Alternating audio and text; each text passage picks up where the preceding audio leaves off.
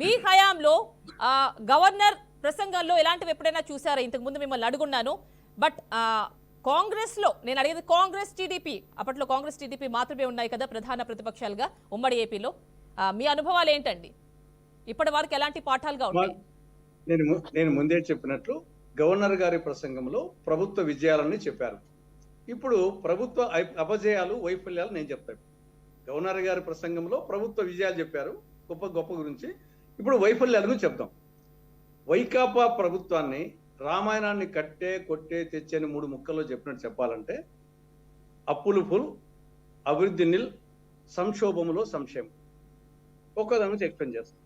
అప్పులు ఫుల్ 1956 నుంచి 2014 వరకు 58 సంవత్సరాలలో నీలం సంజీవ్ రెడ్డి మొదలుకొని కిరణ్ కుమార్ రెడ్డి గారి వరకు 16 మంది ముఖ్యమంత్రుల కాలంలో ఆంధ్రప్రదేశ్ వాటాగా చేసిన రాష్ట్ర అప్పు 1 లక్ష కోట్ల రూపాయలు.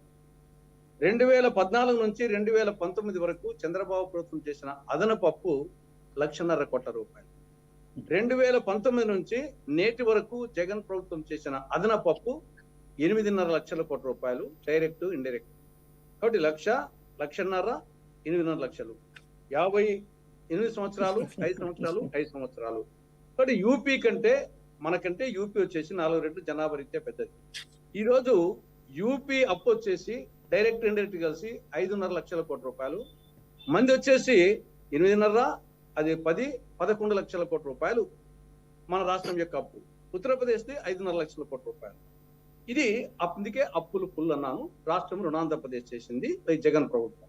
రెండవది అభివృద్ధి నిల్. మంది వ్యవసాయ ప్రధానమైన రాష్ట్రం. వ్యవసాయానికి ప్రధానమైన రంగం సాగునీటి రంగం. సాగునీటి రంగానికి సంబంధించి గతంలో రాజశేఖర రెడ్డి గారు కానీ, రోసే గారు కానీ, కిరణ్ కుమార్ రెడ్డి గారు కానీ కాంగ్రెస్ ముఖ్యమంత్రులుగా ఉన్నప్పుడు టోటల్ బడ్జెట్ లో 15 నుంచి 17% సాగునీటి రంగానికి కేటాయించి ఖర్చు పెట్టేది. పర్యవసానంగానే అంతకుముందు ప్రభుత్వాలు కూడా నాగార్జున సాగర్ కానీ, శ్రీశైలం కానీ, ప్రకాశం బ్యారేజ్ కానీ, ధవళేశ్వరం కానీ, జలయజ్ఞం కింద తెలుగంగ కానీ, గాలేరు నగరి, హంద్రీనివా, పులిచింతల, ఇవన్నీ సింహభాగము అయినా పూర్తయినాయంటే కారణం వచ్చేసి బడ్జెట్ కేటాయింపులు వ్యయం వచ్చేసి దాదాపు 15 నుంచి 17% ఖర్చు పెట్టేది. దీన్ని టీడీపీ ప్రభుత్వం 9% తగ్గించింది. దానిని వైకాపా ప్రభుత్వం కేటాయింపులు 5% తగ్గించి దాంట్లో మళ్ళా ఖర్చు పెట్టింది కేటాయింపులో 31%. ఓవరాల్ గా బడ్జెట్ లో 2%, 2.5% ఖర్చు పెట్టారు.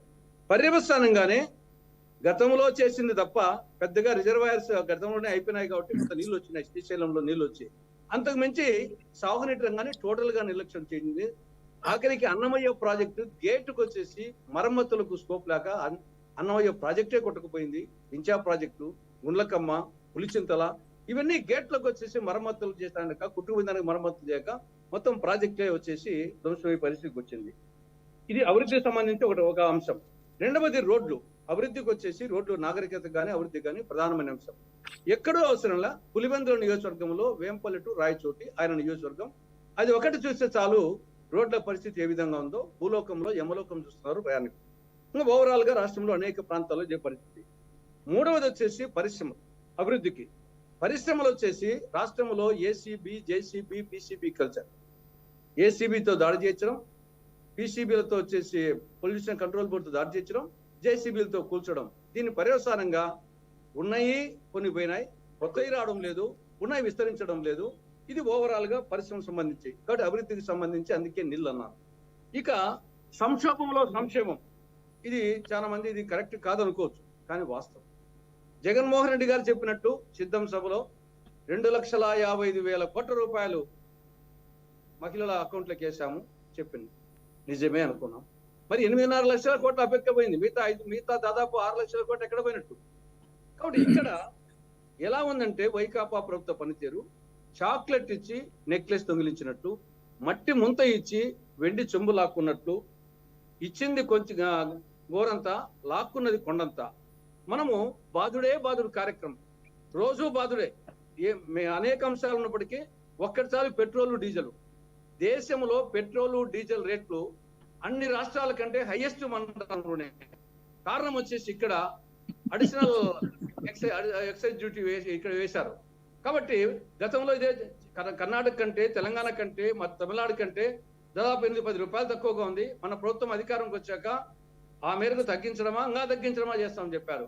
ఇప్పుడు మన పొరుగు రాష్ట్రాలతో ఏ రాష్ట్రంతో పోల్చినా 5 రూపాయల నుండి 10 రూపాయలు లీటర్కి ఎక్కువగా ఉంది. తర్వాత మిగతా కరెంటు ఛార్జీలు కానీ, ఆర్టీసీ ఛార్జీలు కానీ, మద్యం ధర కానీ, సిమెంట్ ధర కానీ, ఇసుక ధర కానీ రోజు బాధుడే బాధుడు. కాబట్టి ఇవి చూసినప్పుడు ఈ యొక్క బాధుడు కార్యక్రమం, ఈ యొక్క అమ్మఒడి, ఇటువంటి అమ్మఒడి నాన్నబుడ్డికి చాలడం లేదు. కాబట్టి ఓవరాల్ గా పైకి సంక్షేమం ఉన్నట్టుగానే లాగింది వచ్చేసి ఎక్కువగా ఉంది. కాబట్టి సంక్షేమ రంగము సంక్షోభంలో పడింది. ఇంకా ఫైనల్ గా ఒకటే, నవరత్నాలు. ప్రధానంగా నవరత్నాల గురించి గొప్పగా చెప్పుకుంటుంటారు. నవరత్నాల్లో ఎస్ అమ్మఒడి గురించి కొంత చెప్పుకునే అవకాశం ఉంది. కానీ అమ్మఒడిలో కూడా ఒక చైల్డ్ అన్నప్పుడు దానివల్ల మిగతా పిల్లలను బడికి పంపించాలనే, ఎనవలకు పంపించాలనే, ఒక పిల్లల్ని చదివించి మిగతా పిల్లలను వచ్చేసి, కాబట్టి అది డిస్ఇన్సెంటివ్ అవుతుంది ఒకరికి అని చెప్పడం. అంటే అందులో ఒక క్లారిటీ లేకుండా పోయింది తులసిరెడ్డి గారు. ఎంత మందికి ఇస్తామో అనేది వాళ్ళు మెన్షన్ చేయాలి. యాక్చువల్ గా మిగతా ఆరోగ్యశ్రీ అనారోగ్యశ్రీ అయిపోయింది. జలయజ్ఞం వచ్చేసి నేను ముందే చెప్పాను. తర్వాత ఫీజు రియంబర్స్మెంట్ జీవో 77 ద్వారా గతంలో రాజశేఖర రెడ్డి గారు కానీ కాంగ్రెస్ ప్రభుత్వంలో పీజీ స్టూడెంట్స్ కు, గ్రాడ్యుయేట్స్ కు అందరికి ఇచ్చేది ఈ యొక్క ఫీజు రియంబర్స్మెంట్. జీవో 77 ద్వారా పీజీ స్టూడెంట్స్ కి ఇవ్వడం లేదు. కాబట్టి ఉన్నత విద్య ఉసురు తీసేయడం జరిగింది. తర్వాత వచ్చేసి మిగతా యువత ఉపాధికి అది నవరత్నాల్లో ఒక అంశం. దాని పరిస్థితి చూస్తున్నాం. తర్వాత పేదలందరికీ ఇల్లు, ఇది నవరత్నాల్లో ఒకటి. ఎక్కడో అవసరం లే, పులివెందుల పట్టణంలో 7073 ఇల్లు శాంక్షన్ చేసి జగనన్న ఇళ్ల కాలనీకి ఇప్పటికి కంప్లీట్ అయింది 5. ఇది ఒక్కటి చాలు వచ్చేసి. కాబట్టి నవరత్నాలు వచ్చేసి నకిలీ రత్నాలు అయిపోయినాయి, కొన్ని గులకరాలు అయిపోయినాయి, కొన్ని గుండ్రాలు అయిపోయినాయి. కాబట్టి ఇవన్నీ ప్రభుత్వ వైఫల్యాలు చెప్పుకుంటూ పోతే అనేకం. అంటే తులసిరెడ్డి గారు విభజన టైంలో అన్ని సక్రమంగా జరుగుతుంటే ఇచ్చింది మేమే తెచ్చింది మేమే అన్నప్పుడు సరిగ్గా విభజన అనేది సరిగ్గా జరుగుతుంటే ఇవన్నీ జరిగేవి కాదని చెప్పి అంటున్నారు. విభజనకు అన్ని పార్టీలు కారణమే. Congress, BJP, Vaikapa, TDP, CPI, BJP అన్ని కారణమే ఎక్సెప్ట్ సిపిఎం. నిజంగా అదే అంటే సిపిఎం అధికారంలోకి రావాలి 2014, 2019లో. రేపు కూడా నిజంగా అదే అంశం అయితే వాళ్ళ అధికారంలోకి రావాలి. ఇక్కడ 2012 వచ్చేసి డిసెంబర్ 28న జగన్మోహన్ రెడ్డి గారు లేఖ రాశారు. దానికి సంతకాలు పెట్టింది మైసూరారెడ్డి సీమాంత తరఫున, అక్కడ నుండి మహేందర్ రెడ్డి. ఏమి ఆర్టికల్ 3A ప్రకారం చేయండి, అది అర్లియెస్ట్ చేయండి, ఎంత వీలైతే తొందరగా చేయండి అని చెప్పేసి ఇచ్చారు. ఇక్కడ విభజన సందర్భంగా 3 వరాలు ఇవ్వడం జరిగింది ఆ రోజు యూపీఏ ప్రభుత్వం. ఒక వరం ప్రత్యేక హోదా, రెండవది రాయలసీమకు, ఉత్తరాంధ్రకు స్పెషల్ డెవలప్మెంట్ ప్యాకేజీ, మూడవది 108 సెక్షన్లు 13 షెడ్యూల్ కింద దాదాపు 5 లక్షల కోట్ల రూపాయలు విలువ చేసే ప్రయోజనాలు. దీని గురించి పదే ప్రత్యేక హోదా గురించి మాట్లాడుతుంటారు. ప్రత్యేక హోదా అనేది 2014 ఫిబ్రవరి 20న పార్లమెంట్ లో చెప్పడం జరిగింది. దీనికి చట్టం అవసరమే లేదు. దేశంలో ఉండే 10 రాష్ట్రాల్లో ఏ రాష్ట్రానికి చట్టం ద్వారా రాలేదు. Only executive order. Prime minister Narendra Modi అనుకుంటే 1 గంటలో ప్రత్యేక హోదా వస్తుంది. దీనికి చట్టమే అవసరం లేదు. మనం అంటున్నా అప్పుడు మనం చట్టం లేదంటే అది ఇంప్లిమెంట్ అయ్యి రాష్ట్రం ఏర్పాటు అయిన తర్వాత రాష్ట్రం రాజన్న తెలంగాణను పార్లమెంటు సభలు మూసేసి తీసుకొచ్చి ఇవ్వాల్సిన ప్రత్యేక హోదాను చట్టం చేసి ఉంటే ఈ రోజు నరేంద్ర మోడీ గారు ఇంకొకరు అడ్డుకునే వాళ్ళు కాదు కదా. ఆ రోజు మీరు చేయాల్సిన పని చేయకుండా ఈ రోజు వచ్చి మాట్లాడుతూ ఉన్నారు. అప్పుల గురించి మీరు ఎన్ని తప్పుల తడకలు చెప్పారు. చంద్రబాబు నాయుడు గారి మీద చంద్రబాబు నాయుడు గారి కోసం పనిచేస్తున్నట్టుగా ఉంది తులసిరెడ్డి గారు. ఒక్క నిమిషం గుర్తుపెట్టుకోండి. చంద్రబాబు నాయుడు గారు చేసిన అప్పులు 2,60,000 కోట్లు, జగన్మోహన్ రెడ్డి గారు చేసిన అప్పులు 2,25,000 కోట్లు. మీరు ఎక్కడికి రమ్మన్నా నేను వచ్చి చూపించడానికి నేను రెడీ.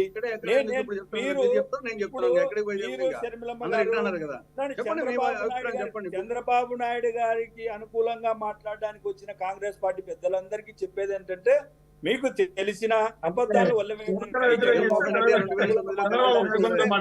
అప్పుల గురించి చంద్రబాబు నాయుడు కాంగ్రెస్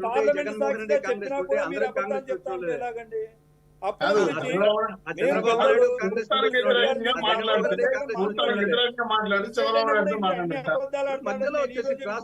మీకు అవకాశం ఇచ్చినప్పుడు ఇవ్వండి, మాట్లాడండి. మధ్యలో క్రాస్ అబద్ధాలు చెప్పడం మానుకోవాలి కదా. అబద్ధాలు అవకాశం వచ్చినప్పుడే ఆ మాట అప్పుడు చెప్పండి. అన్న తులసన్న ఒక చిన్న సబ్మిషన్ అన్న, మధ్యలో దూరేనా ఏమనుకోవద్దండి. ఇప్పుడు ఆ రోజు విభజన సందర్భంగా జగన్మోహన్ రెడ్డి గారు వన్ ఆఫ్ ది విట్నెస్ కదా పార్లమెంట్ లో. మరి ఆ రోజు ఎందుకు ఆయన పెప్పర్ స్ప్రే, గడ్డీలు కొట్టుకోవడం లేదంటే హ్యాంగింగ్ చేసుకోవడం చేయకుండా ఆపలేదే? అది కూడా మీరు ప్రస్తావించాలి కదన్నా. Please continue. ఓకే, ప్రత్యేక హోదా అనేది రాష్ట్రం ఏర్పాటు అయిన తర్వాతనే వస్తాయి. రాష్ట్రం ఏర్పాటైంది 2014 జూన్ 2న.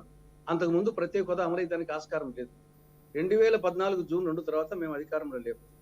2014 మార్చి 1న కేబినెట్ రెజల్యూషన్ పాస్ చేసింది, ప్లానింగ్ కమిషన్ ఆదేశించడం జరిగింది.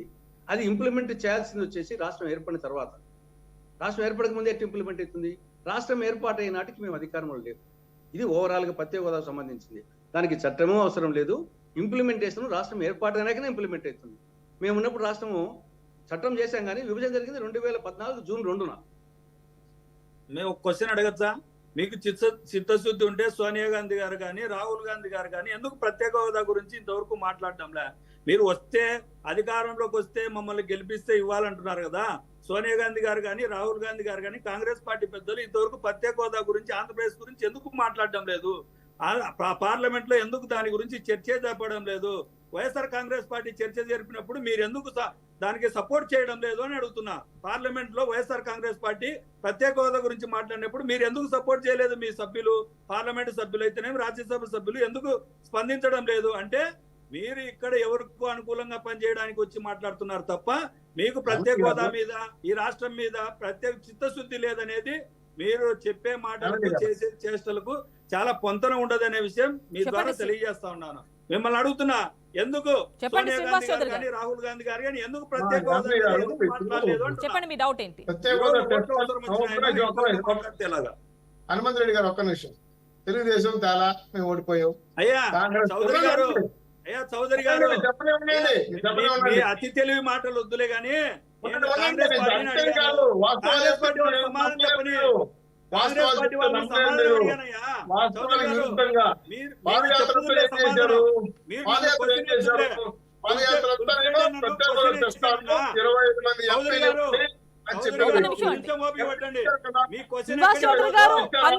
మీరు క్వశ్చన్ అడిగాను.